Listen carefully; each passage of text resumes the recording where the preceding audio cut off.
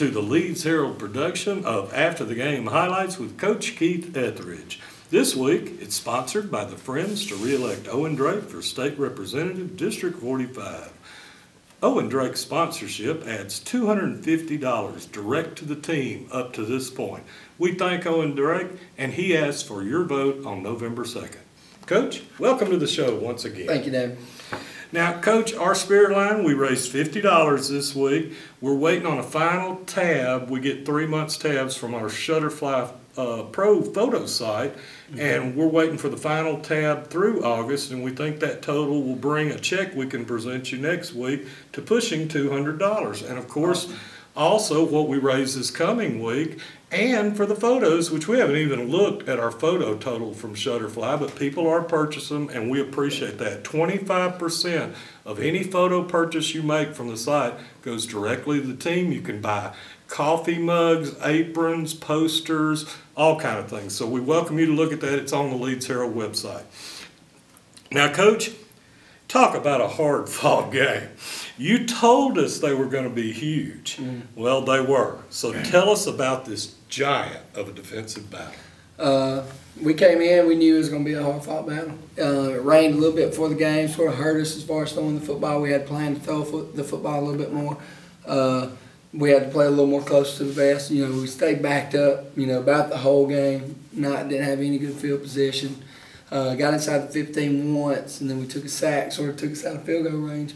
And that hurt us because that's where I thought we had the edge on them in the special teams department. So, you know, defense played great all night. Oh, yeah. Those front guys, you know, did an unbelievable job. I've got to say Ronnie Shepard's got to be the player of the week this week. Had 4 sacks, you know, and about 7 or 8 tackles. So, I mean, other guys that played great, Javier Mitchell, you know, Trayvon Strickland, Jermaine Smith, Jonathan Rose with a huge play at the end of the game, Zach Crawford. I mean, just guy after guy you could name on our defensive front. They all played great. Sed Vines, Charles Miller, all those guys had great games. As a matter of fact, Sed Vines probably saved the game on the first play in overtime. They run the toss sweep, and they get on our edge, and he actually runs the guy down and makes a tackle on the 6-yard line. And then we stuff them 2 more plays. So, you know, and then they go for it on 4th down. So. And, Coach, they really are a good football team. Oh, yeah. County. And just like you told us, I mean, what does it say about our offense, our defense, even the entire team? You know, you just highlighted several of the players, but these guys really did outweigh us big time. So they did. Does that speak to the toughness of our guys? Well, it does in a lot of degrees. Our defense played great. On the other side of our offensive front, you know, looking at the film, we played poorly. We played very poorly up front on offense, and we've got to get better. And if we don't get better, we're never going to be a championship caliber team if we don't get better on the offensive front. You know, some of those guys got to step up, and I understand some of them playing both ways. But if you can do it on the defense side, you can do it on the offense side. How is it, just on a personal note, you know, a lot of times when you're out 30, 40 points, you know, everybody's comfortable, but these 0-0 games, can they kind of weigh on you as a coach? A little bit. When you're not doing things well, you know, if you're playing well and you're doing everything you're supposed to do, you know, all you can expect is the best you can get out of your kids. And we didn't play well offensively Friday night as far as up front. You know, I thought our running backs ran the ball real hard. We just didn't block well up front. You know, and that if you're playing bad, yeah, it can weigh on you a little bit. But if you're playing well, you know, if you can get everything you can out of your guys, you know, you're happy. Well, Coach, if you would, a lot of people, and it is hard to keep up with. You've got what they do in college. You've got sudden death in pro. Tell our fans what happens. Now, we're talking about a region game. Yes, what happens in a region game when you reach that 0-0 and you're going into overtime? What happens? Well, of course, you go to the middle with the referee. You know, your captains flip a coin. Then if you win the toss, you decide if you want to be on offense or defense. Of course, we lost the flip. You usually want to be on defense first because then gives them a chance to see what they do. If they score a touchdown, then you know you have to go for it on 4th down. You know, if you're not in by then. If not, you know, you can set yourself up for a field goal or something like that. But you go from the 10-yard line you get 4 plays, and play till it ends.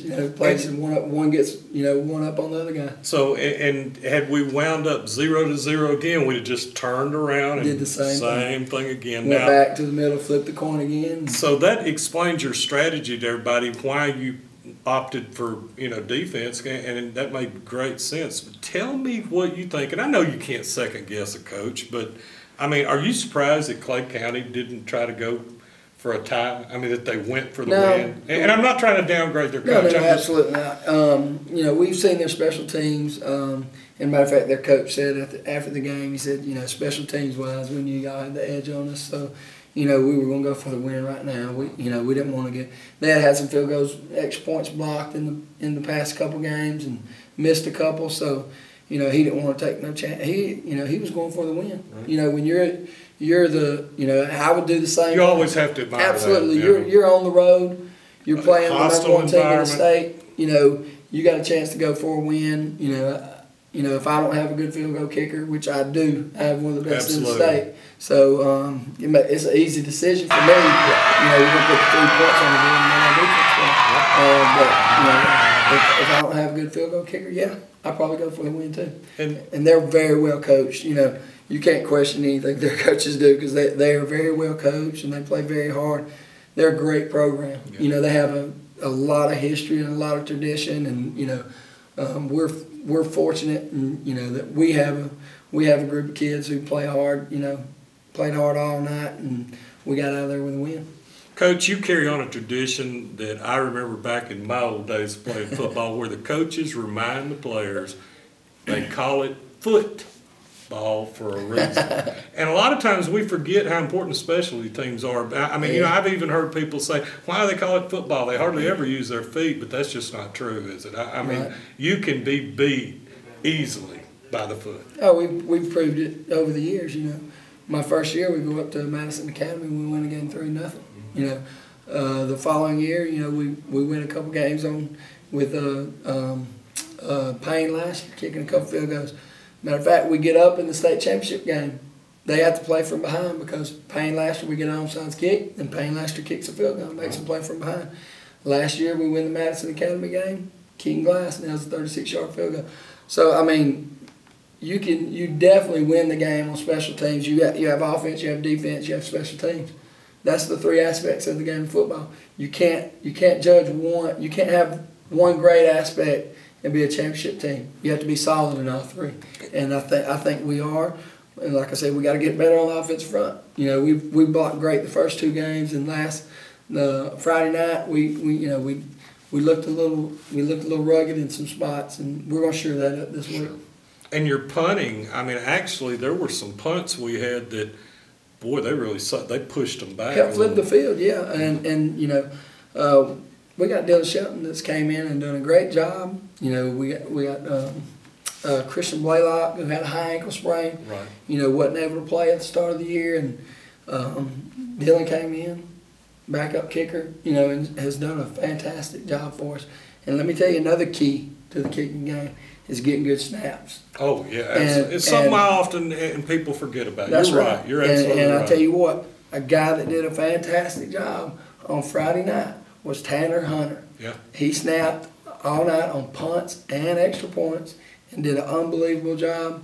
And, after the game, I told him, I said, this game very well won by you, for having good snaps and, allowing us to get the ball off. Yeah, because the guy doing the snapping never gets any praise unless it's a bad one. And That's exactly right. That's exactly right. Well, Coach, next week we're on the road again. That seems to be the mantra for this season, on the road again. And this time we're taking on Walter Wellborn. How are they this year? And it's another region game for us. So tell us about next week. Another undefeated team. Wow.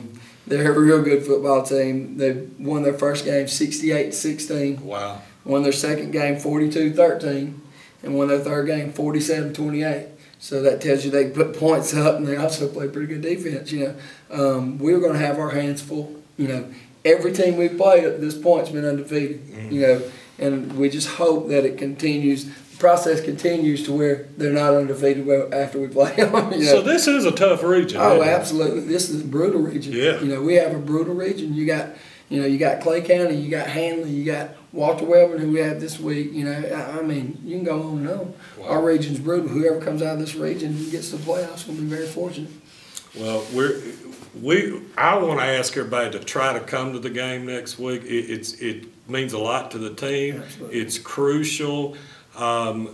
Knowing that you've got support up in the stands, especially when you first come out, from the locker room and you see you've got a crowd there, that goes a long way. So, Coach, we wish you well. We thank you once again, as always, for being with us. We want to thank Owen Drake for sponsoring the After the Game highlights, and we want to ask you to come to Walter Wellborn next Friday night to support the Green Wave. And remember, roll Green Wave.